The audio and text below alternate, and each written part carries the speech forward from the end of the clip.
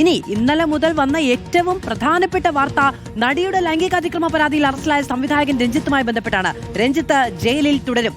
Custody അപേക്ഷ ശനിയാഴ്ചയെ പരിഗണിക്കുകയുള്ളൂ. അന്ന് തന്നെ ജാമ്യാപേക്ഷയും പരിഗണിക്കും. വിവരങ്ങളുമായി എസ് ശരൺ ചേരുകയാണ്. ശരൺ, എന്തുകൊണ്ടാണ് ഈ ജാമ്യാപേക്ഷ പരിഗണിക്കുന്നത് മാറ്റിവെച്ചത്?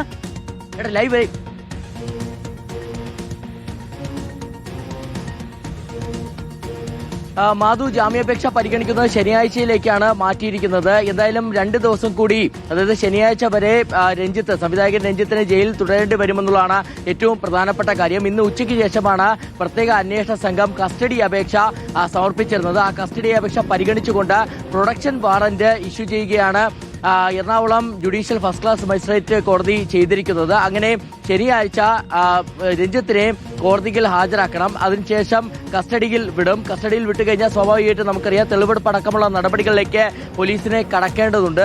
ഈ കാരവാൻ, അതായത് ഈ ക്രൈം നടന്ന കാരവാൻ എവിടെയാണെന്നുള്ളത് കണ്ടെത്തി തെളിവെടുപ്പ് നടപടികളിലേക്ക് പോലീസ് നീങ്ങുകയും ചെയ്യും. ഇതോടൊപ്പം തന്നെയാണ് ജാമ്യാപേക്ഷയും രഞ്ജിത്ത് കോടതിയിൽ സമർപ്പിച്ചിരിക്കുന്നത്. ഈ ജാമ്യാപേക്ഷയിൽ പ്രധാനമായും രഞ്ജിത്ത് ആരോപിക്കുന്നത് ഇതൊരു വ്യാജ പരാതിയാണെന്നുള്ളതാണ്.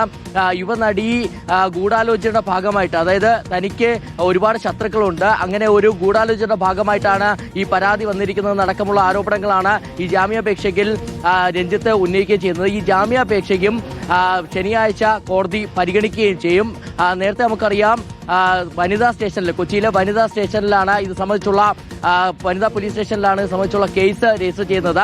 SIT രൂപീകരിച്ചുള്ള അന്വേഷണം നടക്കുന്നു. അതിൽ തന്നെ ചില തെളിവുകൾ പോലീസിന് നൽകിയത്. അപ്പൊ ഇന്ന് ബുധനാഴ്ച, വ്യാഴം, വെള്ളി, എന്തായാലും 3 ദിവസം ജയിലിൽ കിടന്നതിന് ശേഷമായിരിക്കും ഈ കസ്റ്റഡി അപേക്ഷയുമായി ബന്ധപ്പെട്ട കാര്യം പരിഗണിക്കുന്നത്. മാത്രമല്ല ജാമ്യവും ആ ദിവസം തന്നെ പരിഗണിക്കും എന്നുള്ളതാണ് മനസ്സിലാക്കാൻ കഴിയുന്നത്.